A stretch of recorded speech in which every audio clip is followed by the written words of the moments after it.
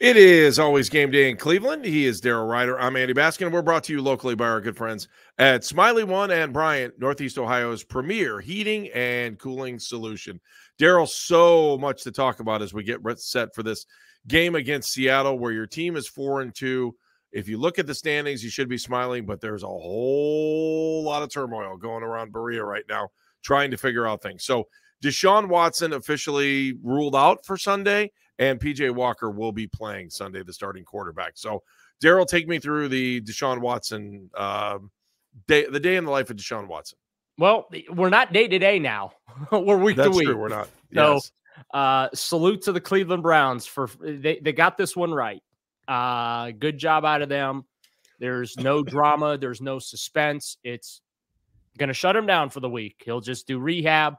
No practice, no game on Sunday. It's PJ Walker's show. Kevin Stefanski said that there's residual swelling in the shoulder as a result of that. So is that an advancement? Is that a reoccurring injury? Is that something that is aggravating the situation? And I hate to say this, but you asked the perfect question, because I think we were all thinking of it when he said that it was that there was inflammation. Or more inflammation, I think that's swelling, same thing. That happened, so that made me think, where are we on the timeline? And I thought you were perfect for bringing that up.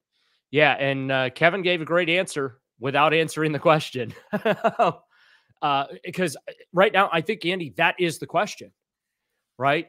And I kind of chuckled because Tuesday night, what happened was. Let's dial this back. Let's rewind for a moment. Let's rewind the timeline for a second, right?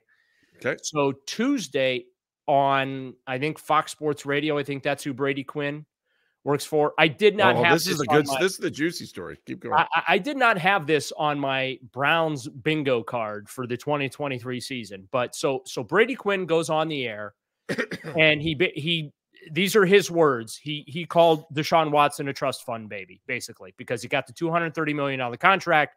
So Quinn now insinuated that Deshaun is mailing it in. Like he is just going to cash his check with the Cleveland Browns. And that is a big part of him not being available, not playing, whatever. I will say this. I thought that was unprofessional. So, Brady. Can I ask you really quick further? Daryl, we had a big debate about this, that Jeff and I had a big debate. Do you look at Brady Quinn, and as I know what you're talking about here, do you look at Browns quarterback, or do you look at him as a member of the media? Yeah, I mean, he's both, Andy. He's both a former Browns quarterback, but he's also a member of the media. And and when you go on your radio show or whatever, or a radio show, and you basically question a guy's toughness and accuse him of not playing, or using an injury as an excuse not to play, I think you're crossing a line there. That's something I will never do. I will never question a player's toughness. Can I criticize why Deshaun Watson was unavailable to play 11 games last season? Absolutely, 100%. To me, that's fair game. But to accuse a player of just cashing a check, I think that crosses a line. So what happened is Deshaun's quarterback coach and number one public defender on social media, jumps on X, formerly known as Twitter, and, basically, I'm going to give you the PG version of the post. He just basically says, Brady, you don't know what you're talking about. You're just sitting behind a microphone gossiping like a little high school chick. This is from Quincy Avery. This is Deshaun's quarterback's coach. And then, let's not forget that was, Brady had a little dig in there. Go ahead. I'm getting to it here. Yeah. Brady, says, hey, come talk anytime you want in person, open invite, whatever. Avery responds, I just saw you Saturday, and, nothing really I want to talk to you about.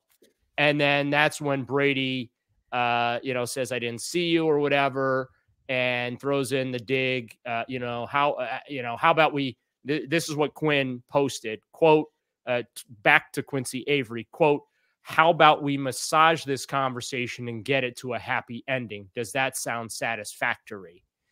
And then it gets even more interesting because Matt Leinart posts at Brady, hey, you know, Brady, how you doing? You okay? Whatever, something along those lines. And then Quinn again fires off, I just got done with a massage. You know, I'm fine. And it's like, look, Deshaun certainly has opened himself up to the criticism and the jokes. I get that, but you're a member of the media now, Brady. And, you know, I don't know that that's like the best look to be throwing out there. Now, you have the luxury. You're not in the Browns locker room anymore. You don't have to face Deshaun Watson. You don't have to face Deshaun's teammates. So it's easy for you to lob those grenades on social media like that. I wouldn't have gone there, you know? Well, there's always been, especially if you live in Columbus, where, you know, Brady's from, right? There has always been, I'll go back to the mid-90s even, and later than that, that there was always a feeling that former players can say whatever they want, but media can't say everything. Yeah, and, you know, look, if you want to make those jokes in private or in the studio in private when the mics are up, fine. I'm sure that's happened. That has happened all across the country since those accusations became public. But I don't know that was appropriate, because here's the thing: the story isn't that. Like, no, it's not. And how I view that situation now, and why I have focused all my Deshaun coverage on football, is because by our legal justice system, Deshaun Watson is satisfying the court in the sense of he has paid restitution to the accusers via settlements to their lawsuits. I think he still has the 2 pending.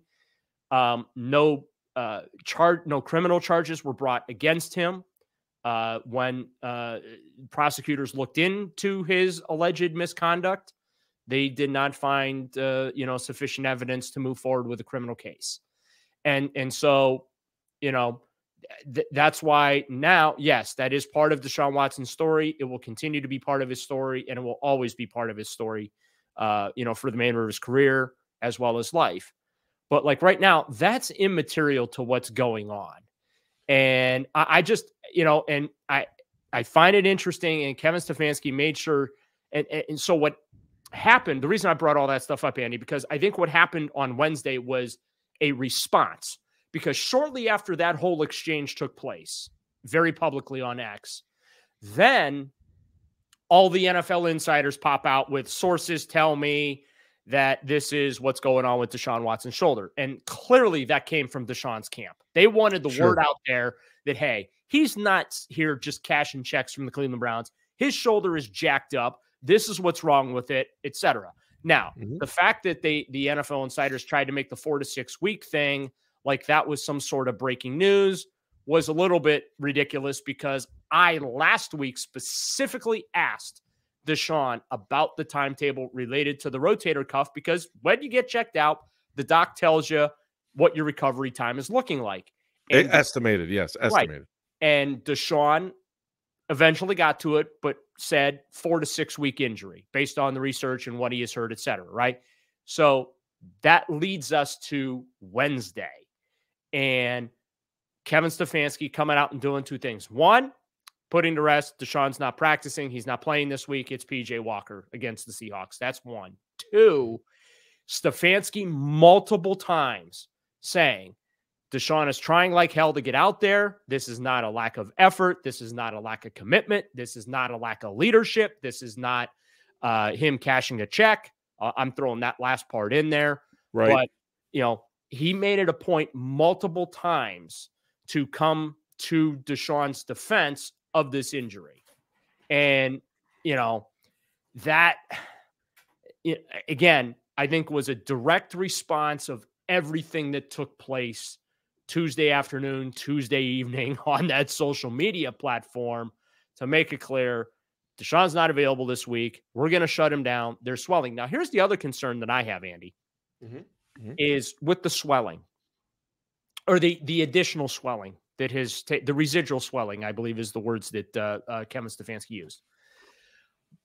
Rewind to what Deshaun said again last week. Sorry, I just got a text. I had to read it for a second. That's all right. Distracted. Last week he said it took about a week for the swelling to go down in the shoulder. So Saturday night before the Ravens game, or the Saturday, I should say, before the Ravens game, got the MRI, got the results or whatever. After that swelling went down, and that's where they discovered the significance of the injury. Okay, now, so my question is, because Stefanski says there's no structural damage, there's no additional damage, whatever, it's just swelling and everything's hunky-dory and fine. Right.